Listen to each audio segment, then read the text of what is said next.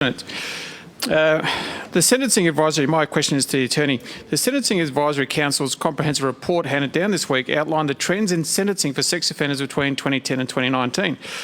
According to the SAC, a striking result emerges between the number of reports and the number of convictions. For example, rape was recorded 23,000 times, yet it only had around 1,000 offenders sentenced, around a 4% conviction rate.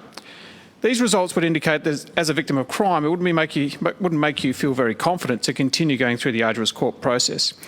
There's a clear problem here in that we don't understand the reasons for attrition or the high withdrawal of sexual assault reports.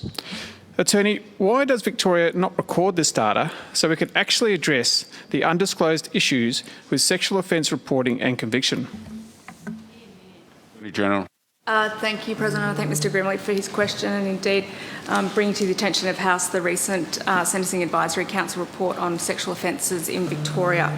The report does indeed show a trend towards longer terms of imprisonments being imposed for sexual offences between 2010 and 2019.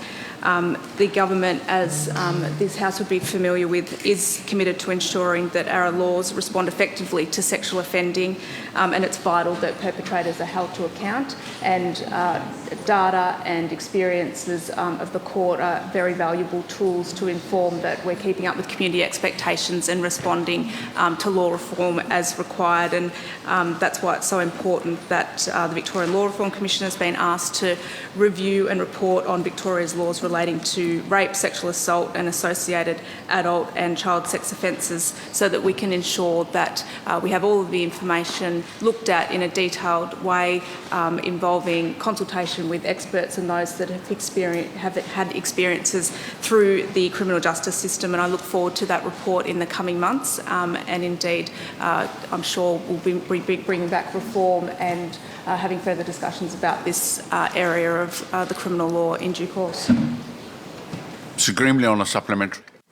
Thanks, President. Thanks, Attorney. I agree that sentences have increased, but unfortunately conviction rates remain low. Attorney, not too long ago I stood in this place with a motion asking for more data collection, as it is impossible to determine responses to underreporting without the centralised recording of reasons for the withdrawal of sexual assault cases. As you know, the government voted against this motion, as did the Reason Party, Animal Justice Party and the Greens, and was marginally defeated. Yet this call is being continued by a multitude of other people, including the Sentencing Advisory Council, the Victims of Crime Commissioner and many victims of crimes themselves. The SAC this week said the reasons why the disparity between reporting and conviction was beyond their scope, but certainly warranted further investigation.